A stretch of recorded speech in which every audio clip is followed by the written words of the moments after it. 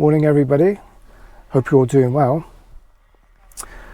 This is the Over 50 Job Seeker here, and today, well, let me show you where I am. Let me show you. I'm going to pick you up. Excuse me. Let's go for a little walk. Okay, do you recognise this? Obviously you recognise Sam the doggy.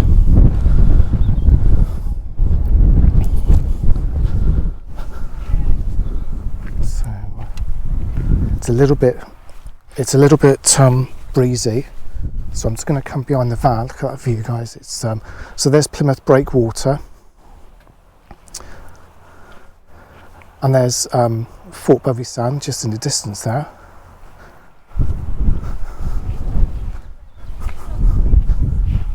Oh, it's super nice. Let's get back in. And tell you why I thought this would be a nice location. Well, it's a sunny day for a start, and one of the things that I love about this particular place is where I started my diving shenanigans. So I did diving for probably about 17-18 years, and this is all where it started here. And it's what's lovely about this place. It's depths, I think, even if you go right out, it's about 18 meters. It's pretty good, and it's a lovely place to scuba. And I did my rescue certification here. Oh my days! And I remember my instructor dragging him out of the water on my back, because you had to get him out your back, and all his kit off, onto the beach, and kind of pretend to do CPR and all that sort of stuff. And I remember him just saying over and over, "Nope, it's not good enough, do it again." It's like, oh my days. But anyway, so yeah, I just thought this is a great opportunity to come out in the van again. And this is not my residence, just so you know. This is our motorhome a camper van. It's not a huge van. And it was a right faff getting down here. I haven't been down here for 10 years, and I normally try and avoid lanes, but obviously I just thought this was a great location to do some recording and bring you along for this. And welcome everybody again. So today, what are we today? We're Thursday the 19th of September, and it's a funny story this morning. I got woke up. Well, I didn't get woke up because I'm always awake at early, 6 o'clock. But I had a ping on my message thing, and I had a message from one of my ex-colleagues that I used to work with in NHS Digital. And hi guys, yes, it's me. I was busted. I got seen on YouTube, and it was the guys that I worked with are called the Dream Team. So it was me and a couple of others, Mark and a chap called Andy, and Susan was a part of. Do you remember, guys? You remember Susan? Of course you do. We really miss Sue. And we had a good old chat on LinkedIn, and hopefully it'll be lovely to see you guys again. We'll catch up. I'm hopefully going to get some time where we can kind of meet up for a good old put the worlds to rights sort of thing, like we always did. And so yeah, that was really nice, and I really missed those guys. And what was really interesting is Andy mentioned about a potential role that could be coming up in NHS Digital, and it's for kind of like a solutions architect. Well, there's two reasons that I like the idea of this. So reason number one is it's not fixing stuff. And reason number two, it's not dealing with P1s or MIs and all that sort of stuff. For any of you that are not sure what a P1 is, it's a priority one incident. We use it in the corporate world, similar to a major incident where there's an infrastructure problem, there's a service outage, and it's all hands on deck. Basically, it's alerts kicking off, going, everything lighting up red. You know, all teams collaborate, jump on a call, etc., etc. And Sam's just, oh God, he's on his lead. He's on a stake, and somebody's just walked past, and obviously he just goes running off. He's a little terror. He loves people, you know, but he's good. He's all good. What we're gonna do is we're gonna make a little video here today, and I think I'm gonna have a little coffee, and I'm gonna take him up and just go for a little wander, maybe have a coffee at the road as well. That could be nice. So yeah, where was I? Oh, so NHS, yes. Who knows that? Oh, reasons. That was it. Reason. Yeah. So major instance P1. Don't have to deal with any of that. So it's solution architect. So it's kind of designing environments and whatever. I'm not sure. I don't know if I can do it. Who knows?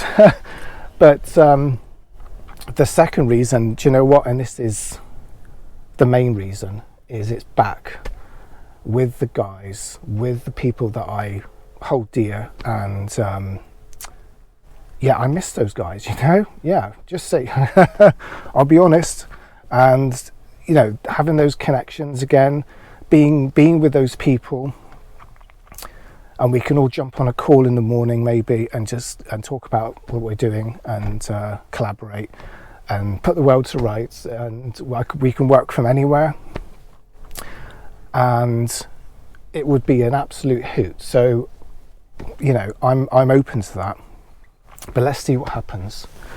So, and also, what else have I had? So I had a call yesterday, so I know I had an email yesterday about another role that's come in. I've got to be honest, things are hotting up in the jobs market. Things are starting to come alive, you know, and I'm starting to get some interesting emails, some possible opportunities about what I can do, and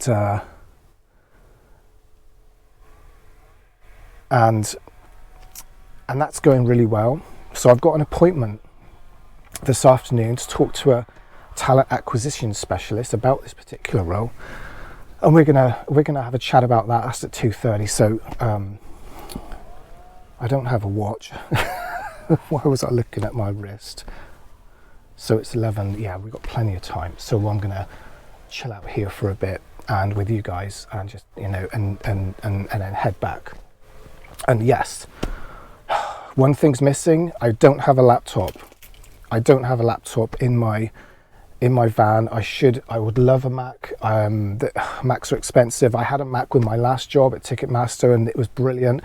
It took me a while to get used to it, but I loved it, you know. But they're expensive, eh? So I need to.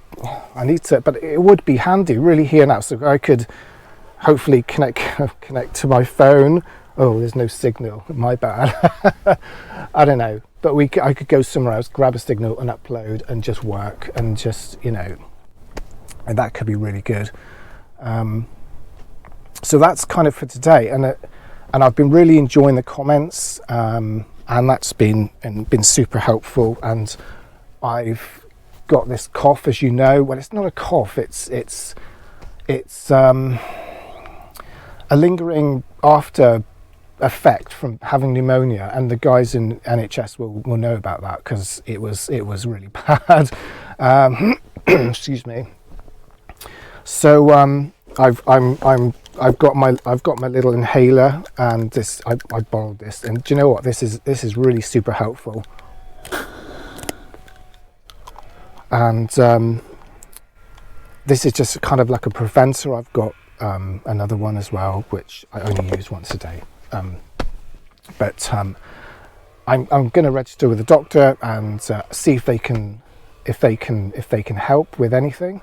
But also, another viewer sent me a link on a particular like a herbal remedy type thing. So I've ordered some.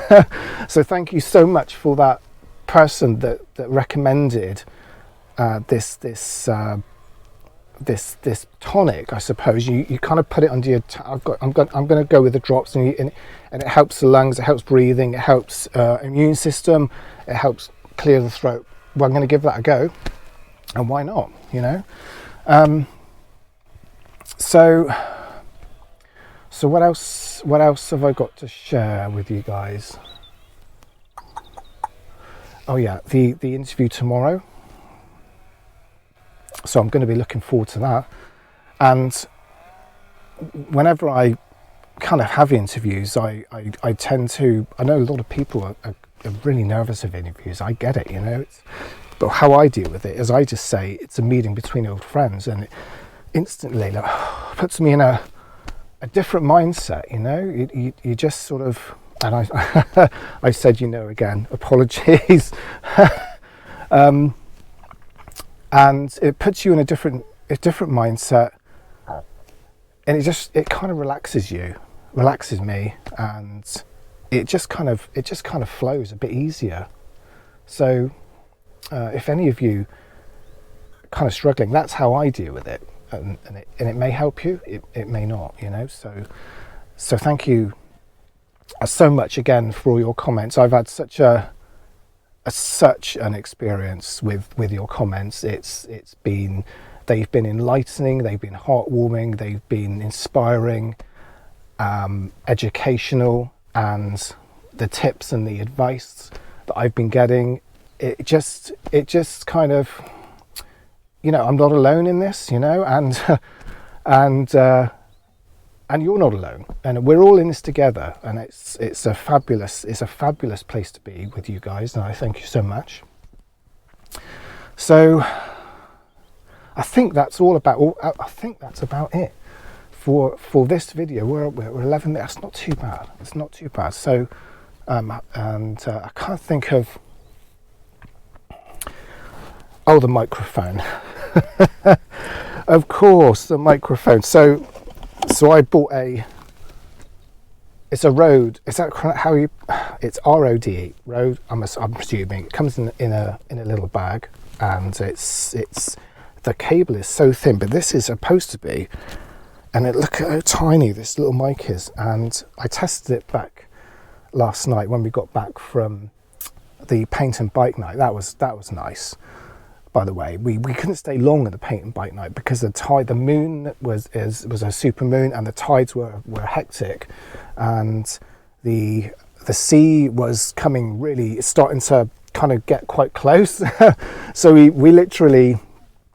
we stayed there for about 45 minutes. We had a coffee, we had a chat to the usual guys that turn up, and we had a quick look round at the bikes. There's always different bikes there every week. Sadly, it's the last one next week because obviously winter's coming in. But I think next week is going to be a bit rainy. So I'm really chuffed that we managed to do yesterday's. But yes, I tested the mic last night and I thought it sounded great. Now it's not a cheaper mic. The other one I used before was like £9 off Amazon. This was £87, and it just doesn't feel like £87. But the trouble was it was a TRS connector, and the GoPro only has doesn't have a TRSS connector input. So I had to buy this tiny little cable to marry it together and convert it all. And it's super. It seems to work, but please let me know, what is it like? Obviously, I'm going to play this back at home, but I really value your input. Hopefully, this is brilliant and it's really clear. And obviously, I'm not outside, but I have bought myself some windshields to go over this little thing here for when I'm outdoors, and I need to test that in the field kind of thing. And yeah, I got my spare battery because the GoPro batteries are useless. I'll be honest, that's one of the bad things. So yeah, I hope you enjoyed this video. I can't think of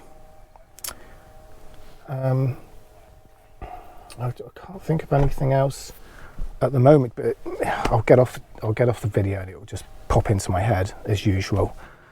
But I'll it's Friday tomorrow, happy Friday tomorrow, and we'll do another video after my interview. Hopefully that'll go well. So I think that's about it for this video, everyone. It's been lovely chatting to you as ever. If I think of anything else at the moment, I'll jump on. But yeah, I hope you have a lovely day, the rest of the day today. Enjoy the weather. If you're outdoors, if you're able to get outdoors, great. And as ever, I will look forward to see you in the next one. Bye for now.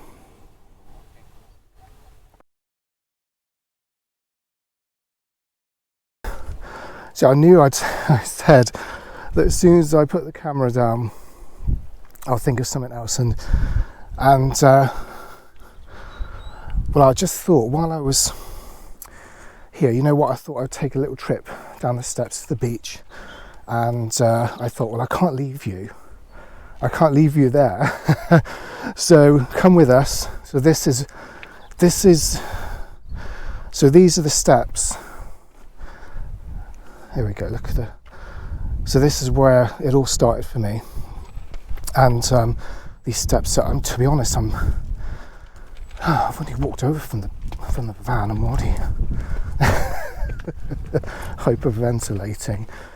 So imagine me walking down these steps with a 15-litre scuba tank on my back, and yeah, we're going to go slightly. Come on, Ed Sam. Oh, let me just turn around. Apologies. He wraps himself around. There we go. And even when I was in my 20s, this killed me, to be honest. Come on. So this is Bovisand's beach. So Wembury's the next one over, obviously. And I'll say obviously, you might not know. So this beach is not a particularly easy place to do scuba diving. And it was recreational, it wasn't commercial diving or anything like that. So if you look at the dogs are allowed on this beach and not necessarily allowed on the other one, because you generally find nobody really comes down here, because it's, as you can see, it's quite difficult.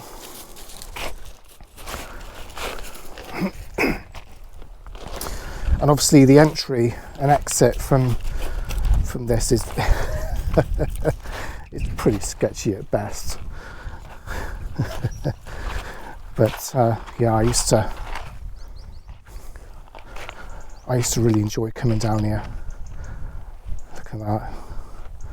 And you really get to know the way the outlay, the layout of the rocks as the more you dive this location. You can do a nice little loop underwater, and it's like, I recognise that rock formation, and you can find your way back. Obviously we were trained to use compasses and all the rest of it, but the other good way to navigate underwater was to look at your surroundings and not pop up, really, because boats there's a big risk of collisions here from boats. So yeah, Sam's enjoying it. And I thought, well, you know, it's a lovely place. We love the sea. We love the outdoors. So I kind of just wanted to show you this. And, you know, this is a big part of my kind of life. He goes a bit mad. You wouldn't think he had his cruciate ligament done. He ruptured it when he was about a year and a half old. And it was a costly fix, but he's absolutely mended brilliantly now. Let me turn you around. So yeah, I just thought I would just bolt this. I'll just bolt with this on to the end of the video, just so you guys could experience this little beach and a little bit of paradise with me. But anyway, all right, guys, I'll leave it there. See you in the next one. Bye for now.